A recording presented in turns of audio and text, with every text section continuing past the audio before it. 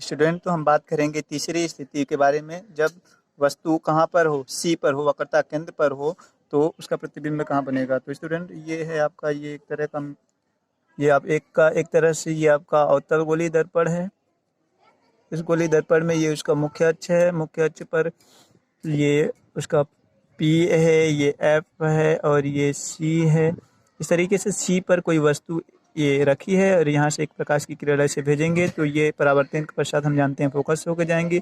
दूसरी प्रकाश की किरण स्टूडेंट हम फोकस से भेजेंगे, जो दर्पण से परावर्तन के पश्चात ये कहाँ से जाएंगी, मुख्य अक्ष के समांतर हो जाएंगी। ये दोनों किरणें स्टूडेंट एक दूसरे को इस पॉइंट पे कट करेंगी तो इसका यहाँ पर इस तरीके से उल्टा प्रतिबिंब प्राप्त होगा। कहाँ पर प्राप्त होगा, सी पर ही। तो वस्तु जब सी पर रखी रहेगी तो उसका प्रतिबिंब जो होगा स्टूडेंट वो भी सी पर ही बनेगा। कैसा बनेगा, वास्तविक बनेगा। वास्तविक में बनेगा क्योंकि उल्टा होगा और उसका जो साइज होगा वो वस्तु के बराबर होगा। ठीक है स्टूडेंट, तो ये जो स्थिति रही, ये जो स्थिति है ये तीसरी वाली स्थिति थी।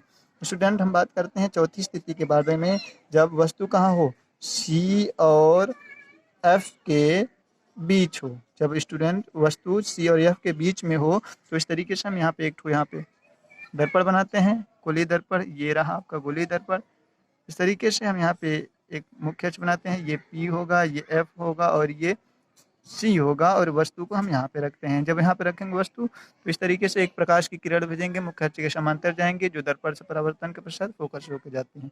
ठीक है, दूसरे हम प्रकाश की किरण कहाँ से भेजेंगे स्टूडेंट, तो दूसरे प्रकाश की किरण हम फोकस से भेजेंगे, जो परावर्तन के पश्चात इस तरीके से मुख्य अक्ष के समांतर हो जाएंगे। ये दोनों किरणें सी के बाद और अनंत के बीच में काटती हैं, तो इसका जो प्रतिबिंब बनेगा इस वस्तु का वो वक्रता केंद्र और अनंत के बीच में, यानी सी और इनफाइनाइट के बीच इसका जो प्रतिबिंब बनेगा सी और इनफाइनाइट के बीच में बनेगा। कैसा बनेगा, उल्टा बनेगा। उल्टा बनेगा तो उसको हम बोलते हैं क्या, वास्तविक बनेगा। और देखिए वस्तु इतना बड़ा है, प्रतिबिंब उसके बड़ा बन रहा है, तो ये जो प्रतिबिंब बनेगा वो वस्तु से बड़ा बनेगा। ठीक है स्टूडेंट, उसके बाद हम बात करते हैं पांचवी स्थिति के बारे में। तो जो पांचवी स्थिति है वो है इस तरीके से, पांचवी स्थिति के बारे में बात करेंगे स्टूडेंट, जब वस्तु कहाँ पर होगा, पांचवी स्थिति में वस्तु को हम कहाँ पे रख देंगे, एफ पर। एफ पर मतलब फोकस पर। जब वस्तु को हम फोकस पर रखते हैं तो यहाँ पे हम इसका फिगर बनाते हैं। तो ये एक तरह का ये आपका गोलीय दर्पण रहा है।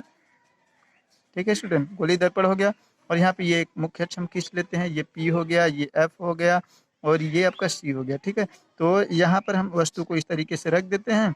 रखने के बाद यहाँ से एक प्रकाश की किरण भेजेंगे, जो परावर्तन के पश्चात कहाँ से होकर जाएंगी, फोकस से होकर जाएंगी। दूसरी प्रकाश की किरण स्टूडेंट हम कहाँ से भेजेंगे, सी से भेजेंगे, जो परावर्तन के पश्चात उसी मार्ग से वापस हो जाएंगी। तो ये दोनों किरणें आप देखते हैं स्टूडेंट, ये एक दूसरे से समांतर हैं, ये समांतर हैं, यानी एक दूसरे को ये कहीं पे न कट करेंगी, तो ऐसा माना जाता है एक दूसरे को इनफाइनाइट पे कट करेंगी।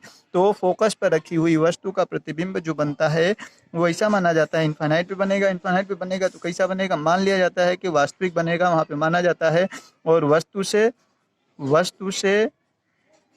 बहुत बड़ा बनेगा। ठीक है, और ये लास्ट और छठवीं स्थिति स्टूडेंट हम बात करते हैं छठवीं स्थिति के बारे में।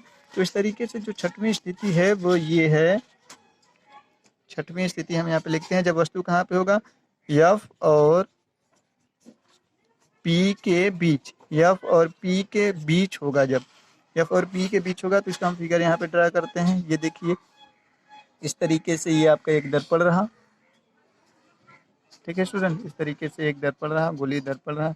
यहाँ पे हम इस तरीके से मुख्य अक्ष खींच देते हैं, ये आपका एफ रहा और ये आपका सी रहा। ठीक है, तो यहाँ पे एक वस्तु हम रख देते हैं, ये अब यहाँ से एक प्रकाश की किरण भेजेंगे तो ये इस तरीके से यहाँ से चली जाएंगी। दूसरी प्रकाश की किरण भेजेंगे तो ये इस यहाँ से परावर्तन के पश्चात इसी मार्ग से वापस हो जाएंगी। ठीक है, तो ये दोनों किरणें आगे यहाँ पे तो ना मिलेंगे, इधर हम इधर पीछे बढ़ाएंगे इन दोनों को तो ये तो कहीं पे मिलेंगे नहीं, क्योंकि इनके बीच की दूरी क्या होंगी, बढ़ती जाएंगी। परंतु हम इसको आगे अगर इस तरीके से बढ़ाते हैं तो ये दोनों किरणें आगे चल के दर्पण के पीछे कहीं पे मिलेंगी।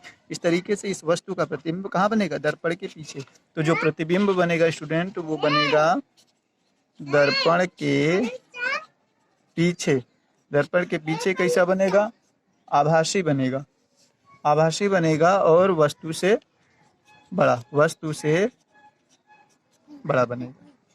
ठीक है स्टूडेंट, तो इस तरीके से फोकस और ध्रुव के बीच रखी वस्तु का प्रतिबिंब दर्पण के पीछे बनता है, कैसा बनता है, आभासी बनेगा। आभासी का मतलब क्या है, सीधा बन रहा है और वस्तु से बड़ा बनेगा। ठीक है स्टूडेंट, तो इस तरीके से ये अवतल दर्पण द्वारा प्रतिबिंब बनने की 6 स्थितियां हैं। इसे आप अच्छे से समझेंगे, किताब से भी आप इसे देख लेंगे। हम इसका फिगर फोटो पिक फॉर्म में आपको भेज देते हैं। ठीक है।